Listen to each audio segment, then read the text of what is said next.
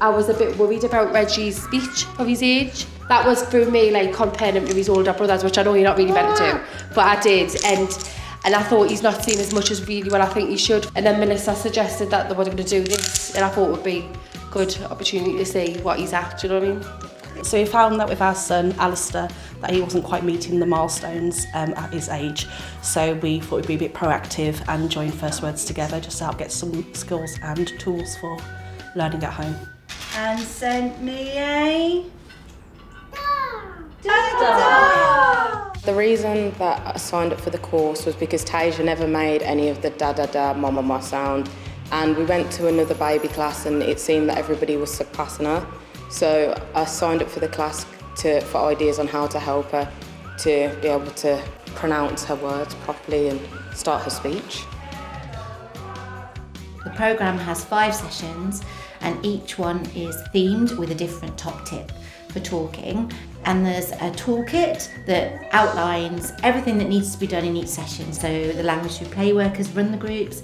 All the resources in the room are perfectly geared to show off all the top tip of the day. So for example, if it's face-to-face of week 1, we'll have things like books with mirrors in them and lots of things on the floor, getting the parents down. So the language through play workers will model all these skills and the parents will follow suit and learn. There's also a book that gets given away with each session, so that's a really nice thing to bring it all together at the end. Within the sessions, what we encourage practitioners to do is to look for when parents are demonstrating doing one of the key tips, maybe without even realising it, so the practitioner can then point it out to the parent. And in this way we can support parents and build their confidence to show them, look, at what you're already doing, that's one of our talking tips. That's the waiting, watching and waiting tip.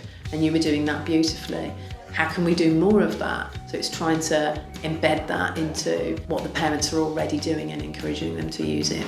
It's been lovely watching the families from the very first week come all the way through to the end of the process, and watching them each week. They're doing what we discussed the week previously, which then I know they've gone home and they've had to go at doing those things at home. Every child is unique and they all have their own needs, but it's been great to kind of personalise it just a bit, just by observing, what the children like. Delivering the tips each week has been fantastic. And again, we just kind of model to the parent, words, keywords that we should be using, as well as, what they can take away from the session and use at home. So it's been really positive delivery, the sessions. A lot of parents have taken on board things like eye-level face-to-face communication, just noticing that parents are aware that children are then pointing to things and that's the start of their communication. Just reiterating to the parent, if your child is non-verbal at the moment, the pointing is the beginning of that, and you then speak to your child and therefore your child will eventually learn and speak back. We see the First Words together as an integral part of the children's centre delivery.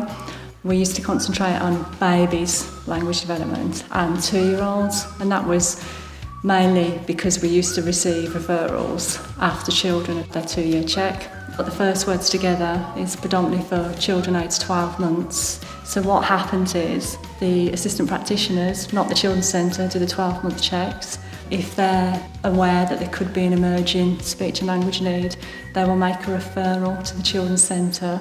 Yeah, we just see it as everyday business for us because we know that it's another preventative measure to help children's speech and language develop. Parents' confidence, it's gained through those 5 weeks of going through those talking tips. You actually see the difference when the parent comes in with a child. They're quite nervous actually, they're not quite sure what to expect. But actually by the end of those 5 weeks, the confidence has grown, the child's confidence has grown, and you can actually see the difference and what difference that makes to that individual family unit. Prior to coming here, when I would be reading a book to Giovanna, it would be me that would be turning the page. Whereas since I've came here, Melissa just mentioned to let Giovanna lead and to turn the page and let her lead, even if it means just skipping out on a few pages, but then do go back to the page that she's missed. But it's just letting her show me what part she wants to be up to. I've learnt to speak to her more and not just do things. Anytime we're going anywhere, speak.